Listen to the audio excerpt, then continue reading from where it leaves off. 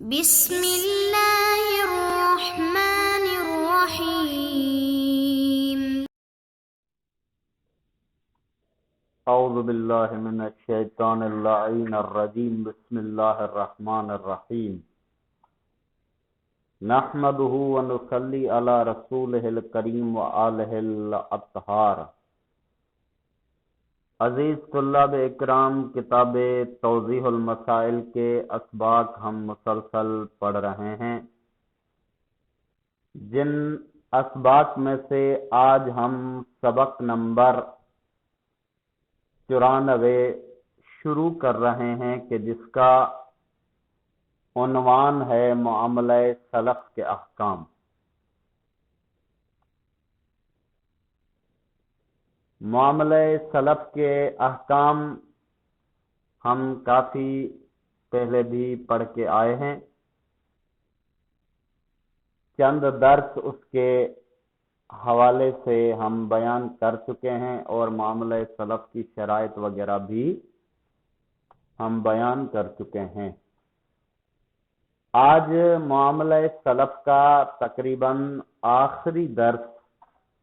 آخری سبق بچتا ہے، جس کو ہم شروع کر رہے ہیں۔ تو آئیے شروع کر مسئلہ نمبر 2077۔ سلف کے لین دین میں اگر بیچنے والا مدت ختم ہونے پر اس چیز کا قبضہ دے جس کا سودا ہوا ہے تو خریدار کے لیے قبول کرنا ضروری ہے، اور اگر بہتر دے دیا ہو تو قبول کرنا ضروری ہے، البتہ منظور شدہ شرط سے بہتر چیز کی نفی کرنا بہتر ہے۔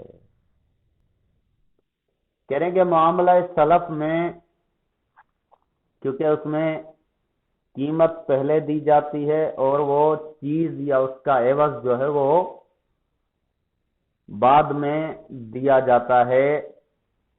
اور قبضہ جو ہے وہ معاملہ پہلے ہو جاتا ہے، قبضہ بعد میں دیا جاتا ہے۔ تو کہہ رہے ہیں کہ کسی چیز کا قبضہ مدت ختم ہونے کے بعد کسی چیز کا قبضہ دے جس کا سودا ہوا ہے، مثلا کسی چیز کا سودا ہوا ہے کہ بھئی اتنے پیسے میں ابھی تمہیں دے رہا ہوں، یہ فلاں چیز جو ہے اتنی مدت کے بعد تو مجھے دے دینا۔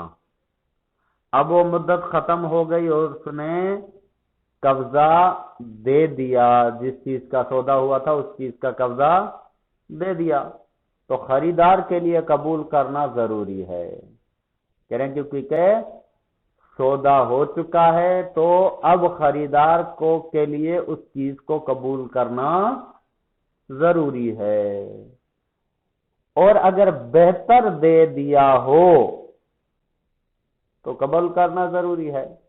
مطلب جو چیز تھی ایک بہتر اچھی چیز اس نے دے دی تو اسے قبول کرنا ضروری ہے، البتہ منظور شدہ شرط سے بہتر چیز کی نفی کرنا بہتر ہے۔ یعنی جو شرائط منظور ہوئی تھی، جو صفات منظور ہوئی تھی کہ چیز جو ہے وہ اس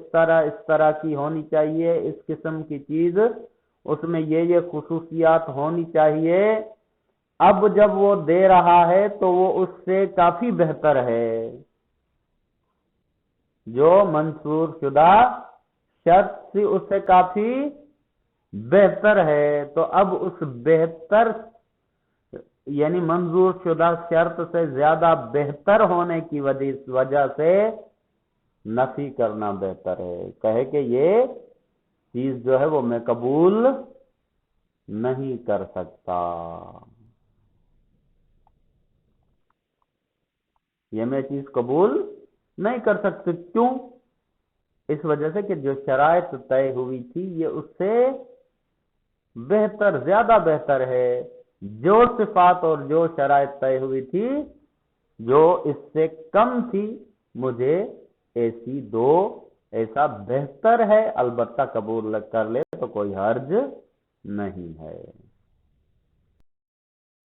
اب آ جاتے ہیں مسئلہ نمبر 2078۔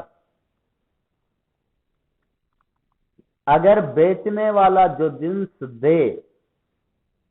وہ اس جنس سے گھٹیا ہو جس کا سودا ہوا ہے تو خریدار اسے قبول کرنے سے انکار کر سکتا ہے۔ کہتے ہیں کہ بیچنے والا جو جنس دے وہ اس جنس سے گھٹیا ہو جس کا سودا ہوا ہے۔ مثلا جب سودا ہوا ہے تو اس کی صفات اور اس کی خصوصیات جو بتائی گئی ہیں وہ نہ ہو، بیچنے والے نے جو چیز دی ہے وہ اس سے گھٹیا ہے جس کا سودا ہوا ہے، جس کے بارے میں کہا گیا ہے، تو کہتے ہیں اس صورت میں خریدار اسے قبول کرنے سے انکار کر سکتا ہے۔ خریدار کو یہ حق حاصل ہے کہ وہ کہے کہ بھائی جس چیز کا سودا ہوا تھا، جن صفات کے ساتھ سودا ہوا تھا یہ اس سے بری ہے، اس سے گھٹیا ہے، وہ صفات تو اس میں نہیں ہے، لہذا اس وجہ سے میں قبول کرنے سے انکار کرتا ہوں، تو ایسا وہ کر سکتا ہے، انکار کر سکتا ہے۔ ہاں البتہ اگر وہ اس کو اسی طرح کی چیز دے دے جو طے ہوئی تھی تو اس صورت میں وہ لے لے، ورنہ وہ انکار کرنے کا حق رکھتا ہے۔ اب آ جاتے ہیں مسئلہ نمبر 2079۔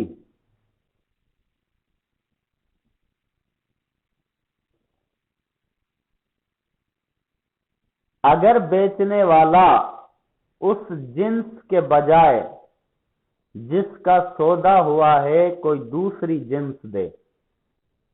اور خریدار اسے لینے پر راضی ہو جائے تو اشکال نہیں ہے۔ مثلا بیچنے والا جو ہے جس جنس کا سودا ہوا وہ نہ دے، اس کے بجائے کوئی دوسری جنس دے دے۔ مثلا کسی ایک چیز کا سودا ہوا تھا، اس کے بدلے میں اس نے مثلا گندم کا سودا ہوا تھا، اس نے اس کی جگہ پہ کشمش دے دی، یا اسی طرح کوئی بھی جنس، مثلا سونے کا سودا ہوا تھا اس کی جگہ وہ چاندی دے دے، یعنی جنس تبدیل کر کے اگر دے دے اور خریدار اسے لینے پر راضی ہو جائے۔ مثلا خریدار کہتا ہے کہ ٹھیک ہے جو دے رہا ہے وہ صحیح ہے، میں اس پہ راضی ہوں،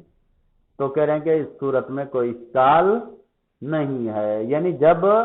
دونوں ایک دوسرے سے وہ دینے میں اور وہ لینے میں راضی ہیں تو اس صورت میں کوئی اشکال و اعتراض کی بات نہیں ہے، وہ معاملہ درست ہے، اس سودے میں کوئی کسی قسم کا کوئی حرج نہیں ہے۔ اب آ جاتے ہیں مسئلہ نمبر 2080۔ جو چیز بطور سلف بیچی گئی ہو اگر وہ خریدار کے حوالے کرنے کے لیے طے شدہ وقت پر دستیاب نہ ہو سکے تو خریدار کو اختیار ہے کہ انتظار کرے تاکہ بیچنے والا اسے مہیا کر دے یا سودا فسخ کر دے۔ کہہ رہے ہیں کہ مثلا معاملہ سلف میں یہ ہوتا ہے کہ جو چیز بیچی گئی ہے اس کی رقم پہلے لی جاتی ہے اور جس چیز کو بیچا گیا ہے اس کو طے شدہ وقت پر دیا جاتا ہے، اس کی مدت معین کی جاتی ہے کہ اتنی مدت کے بعد یہ چیز اس کے حوالے کر دی جائے گی۔ اب وہ طے شدہ وقت آ گیا اور وہ چیز دستیاب نہ ہو سکے، مثلا جب قبضے کا ٹائم آیا تو قبضہ نہ دے سکے، وہ دستیاب نہیں ہے چیز اس کے پاس موجود نہیں ہے، مثلا کسی بھی حوالے سے کسی طرح بھی خریدار کے حوالے وہ نہ کر سکے، تو اب خریدار کو اختیار ہے کہ انتظار کرے، ایک صورت یہ ہے کہ وہ انتظار کرے کہ جب اس کے پاس چیز مہیا ہو جائے، دستیاب ہو جائے تو اس سے لے لے۔ دوسری صورت ہے یعنی انتظار کرے تاکہ بیچنے والا اسے مہیا کر دے، یعنی کسی بھی جگہ سے وہ حاصل کر کے اسے دے دے، ایک صورت یہ۔ دوسری صورت یہ کہ یا سودا فسخ کر دے، سودے کو ختم کر دے، بھائی کہے کہ میں نے جس وقت پہ تجھ سے مانگی تھی وہ وقت آ گیا اور وہ چیز مجھے ابھی تک نہیں ملی، تم مہیا نہیں کر سکتے، تو معاملے کو میں ختم کرتا ہوں، فسخ کرتا ہوں۔ اس کو ان دونوں چیزوں میں اختیار ہے، چاہے تو وہ انتظار کر سکتا ہے، چاہے تو اس معاملے کو ختم کر سکتا ہے۔ اور جو چیز بیچنے والے کو دی ہو اسے واپس لے لے۔ خریدار نے جو اس چیز کے بدلے میں بیچنے والے کو دی ہے، چاہے وہ رقم ہو، چاہے وہ کوئی اور عوض ہو، وہ اس سے واپس لے سکتا ہے، واپس لے لے، معاملہ فسخ ہو جائے گا تو ظاہر ہے جو چیز اسے دی ہے بیچنے والے کو اسے واپس لے لے گا۔ اور احتیاط واجب کی بنا پر وہ چیز بیچنے والے کو زیادہ قیمت پر نہیں بیچ سکتا۔ کہہ رہے ہیں کہ اگر مثلا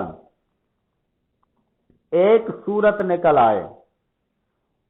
کہ بھائی بیچنے والا کہے کہ بھائی اس کا عوض تو میرے پاس نہیں ہے کہ میں تمہیں دوں، لیکن جو چیز میں نے تم سے لی ہے اس کی قیمت تم لے لو مجھ سے، وہ مجھے بیچ دو، تو کہہ رہے ہیں کہ احتیاط واجب کی بنا پر وہ چیز بیچنے والے کو زیادہ قیمت پر نہیں بیچ سکتا۔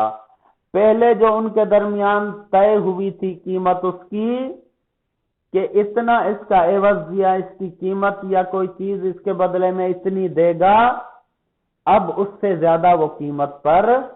بیچنے والے کو نہیں بیچ سکتا۔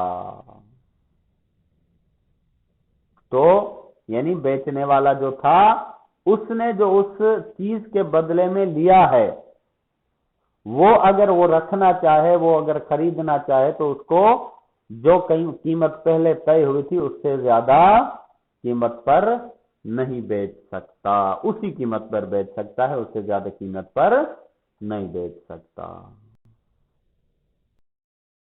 اب آ جاتے ہیں مسئلہ نمبر